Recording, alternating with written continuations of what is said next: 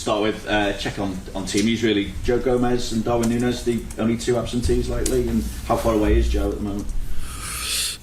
Quite far. He's definitely not training with the team yet, and Darwin is suspended. So those are the two we will miss tomorrow. What sense is there when it comes to this game that, well, do you see Forrest as title contenders, and therefore how decisive a moment could this be in your season?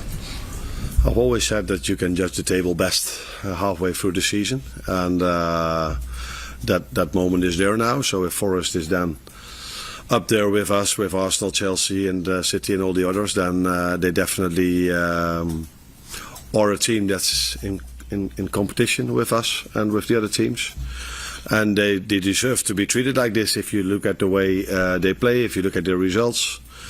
Yeah, it's going to be a very difficult challenge tomorrow to get a result. Obviously they can close the gap between yourselves to 3 points at the same time as well. What sense is there that maybe you owe them one for what happened at Anfield earlier this season?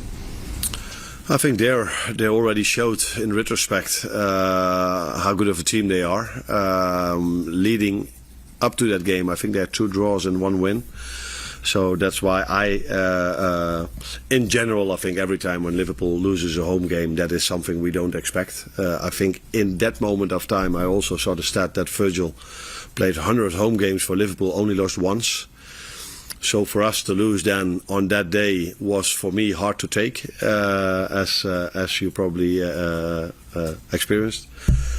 Now looking back at it and seeing where they are in the league, it's not as been such a shock result as I thought it was back then. So they had a very good game plan, changed the wingers that normally played and brought them in the end, and they made the difference. So although I expect their wingers that have done so well to be in the starting 11 tomorrow, is that something he changed back then, and that worked really well for them during that game. Given the players that you've got available now, and the fact that you've got a couple missing for a game like this, and very few injured at the moment, the way that you've managed the players, how much of an advantage do you think that will be now going into a really busy period when you see a lot of Premier League clubs around you that have got a lot of injuries? Yeah, but that is also there's also this moment. 2 weeks ago, or 3 weeks ago, or 2 months ago, or in 2 weeks, things can be totally different. But it's definitely helpful for every manager everywhere around the world to have all your players available. And that is what we almost have at the moment, and that's a very positive thing, because we play so many games, and not only us, all the teams that are in Europe here in England play a lot of games, because there's a League Cup and an FA Cup to be played in as well. So then it helps if they are available, but yeah, you can't compare all situations together. Some teams have squads that are even bigger than us. Some teams don't have a squad that's bigger than us, but the teams we are in competition with, of course, they would have loved to have all their players available, but there are also teams that have a lot of players in their squad. But ideally, like I said, you want to have all your players available. That's what we are having at the moment. Let's hope that almost all of them, we can continue going like this. And in terms of having seen some of the young players play at the weekend in the FA Cup game, how excited are you by the next crop of young players that are going to be coming through and you'll have at your disposal in future?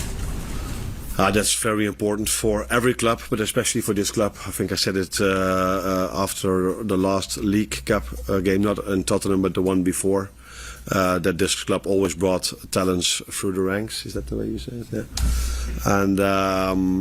And it's nice to see that again there are a few youngsters that are having impact already in our training sessions. But like you saw in the game Saturday, also during the game, with Jadon scoring, with Rio having a good game, with Trey assisting to the fourth goal that Federico made. So it's always nice because it gives also good energy in the building if youth and academy players train with us, do well, play with us, do well. That gives nice energy in the team as well.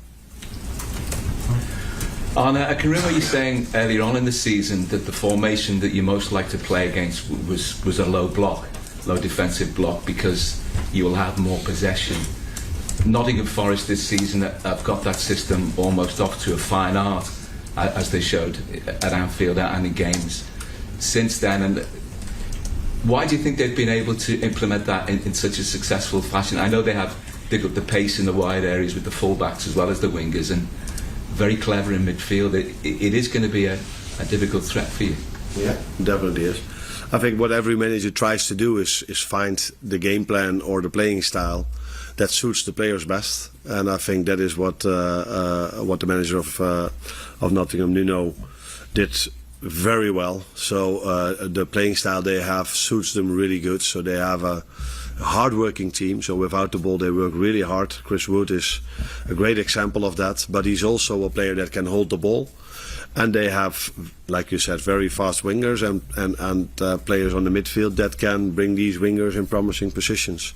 Mostly in counter-attacks, but they are not only counter-attacks. That's definitely not true. They've scored and been a threat by counter-attacks a lot, but they can also bring the ball if the ball is on the floor. So they hardly take the risk of build-up from the goalkeeper, but if they bring the ball to the floor, then you can see the quality they also have when they want to play. So yeah, I think Nuno did a great job in implementing a style of play that suits the players very well. Great to see Diogo Jota getting back on the score sheet at the weekend, and he's had so many problems with injuries in the past 12 months or so, and different injuries. Will you devise a special programme to try and maintain his fitness levels and sort of manage his time, because he can be such a fabulous addition for you, not just with his finishing where he's clinical, but he's so aggressive at the top end of the pitch. Yeah, I think we, for all of them, have for 80% the same program, and then the last 20% is for every player individual. So they do individual work in the gym as well. So it's not only for him that we have a special program. We try to have a special program for all the squad players we have. And it's true, he's like all the others, someone I like to have in my squad. I like to have him available. And when it comes to building up his match fitness, I think you also saw that it went from 30 minutes to a bit more. And now he's ready to play 90. And that's a good thing, because we have to play many games in the upcoming weeks. And it's nice to have him available, and hopefully he stays like this for the last 4 or 5 months. Thank you. Jota also wore the armband at the weekend. Been interesting hearing what your views on what players bring off the pitch. Just wondering now, as obviously a senior member of that forward line, what is he like in amongst the group? A hard worker, what you see on the pitch as well. So tries to become a better player every single day. Is a player that is in my opinion good in both parts. So he's a threat when he's attacking, but for a number 9 like Chris Wood, I just said, he works really hard as well. And I think that's modern football. You need to have 11 players that work really hard. Back in the days when I played, you could be a number 10 like me that didn't do that much without the ball. But in modern football, that's impossible if you want to compete. And so Jota is he's an experienced player, so that was also one of the reasons why he wore the armband. I think he served the club the longest from the players that were in the team at that moment. So yeah, let's hope he stays fit. With both teams near the top of the table, it's kind of been suggested this is a bit of a throwback fixture to some of those jostles in the 70s and 80s. Not expecting a history lesson by any stretch, but how much of that are you kind of aware of back in the day? I think it was 10 minutes ago when someone told me, I'm not going to say who, that it was 78, 79 at Liverpool, and then 2 years Forrest, and then Liverpool again. So I'm aware of that. But of course I didn't know the exact years, but I did know that that Forrest was a big force in English football for a long period of time. But that's been quite a long time ago, and now they're all back at it. But they are doing really, really good, and Nuno is doing an incredible job. But if you look at the amount of money they've spent, it's not a complete surprise that they do well this season. Hi. You say you only like to judge the league table, starts to judge the league table at the halfway stage. I'm just wondering, as you're new to the league, how do you judge your first half of the season personally?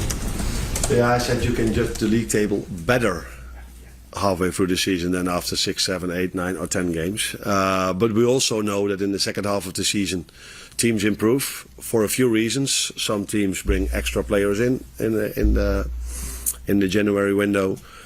In general, it's a good thing, and it should be like this, that if a manager works longer with the team starts to play better. And there's, I think, even more at stake in the second half of the season. At least that's what you sometimes feel. So that's why you see some shocking results in the last part of the season, where teams that are battling against relegation all of a sudden can win against a top 4, top 5 team. So that's why we have to improve, and that's why it is it's a good way of judging the league table, but it's still a long way to go. With for us 20 games to be played, and for the rest 19. Am I correct, Dan? Or 19 to 18? 19, 18, I think. Yeah. But for you personally, has it gone better than you could imagine, or as you expected it to go? I said many times that if you go into a job, you don't think about where will we be halfway through the season when it comes to the position in the league table. What you do try and are focused on a lot is can we make the players really fit, and can we let them work really hard, and can we implement playing style in the best possible way from the start on already. And you never know what the other teams are going to do. So I don't think any one of us would have expected to be where City is at the moment, although you can see already now that they are coming back, that they are winning their games in a way where we're all like, this is City again. So you don't think about these things before the start of the season. You mostly think about, okay, can I let these players play in a way I would like them to play, and hopefully the fans would like them to play as well. Hi Arne. Liverpool scored more goals than anyone else in the Premier League this season, but they're coming up against a team who are on a run of 5 consecutive clean sheets. Now, considering that they're not really giving up chances, let alone conceding goals at the moment, but Liverpool have won every single game which they've scored first, do you think that the opening to this game might be more important than even some of the other games?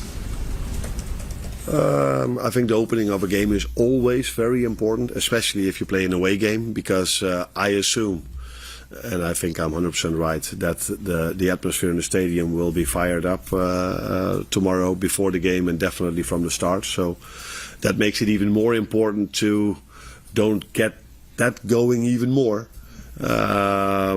But yeah, they are a team that hardly concedes goals, and there's also a reason for that. They don't take the risk in build-up.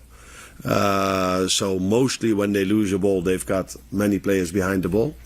And if they do have to defend, I see 11 players that work really hard to prevent the other teams from scoring. That is something we have in common with Forrest, and that's probably also the reason why we are. Did we concede less or just as much? You're about to Just a few less. Just a few less. So there's that's probably the main reason why these teams don't concede a lot, because and then they have centre backs that can defend the box really well. So if you bring a lot of crosses in, it's not easy to score against them. We've experienced this at Anfield, because I looked the game back, and they didn't steal anything because we hardly created a chance. And they almost deserved to win, because they made us play a poor game, and they were doing really well in that game. So we know it's going to be tough, not only because we faced them a few months ago, but also we all see how special of a season it is for them. Arne, you mentioned then about watching the game back from September. What can your team learn from that? What do they need to do differently tomorrow night? I watched it back because I wanted to see what we did back then in terms of tactics and what we could do now. But I assume, but I'm not sure, of course, because I don't make the lineup for Forrest. But back then it was already a surprise for us that Hudson-Odoi and Elanga weren't playing. But they are playing so well now that it would again be a surprise to me if they don't start now.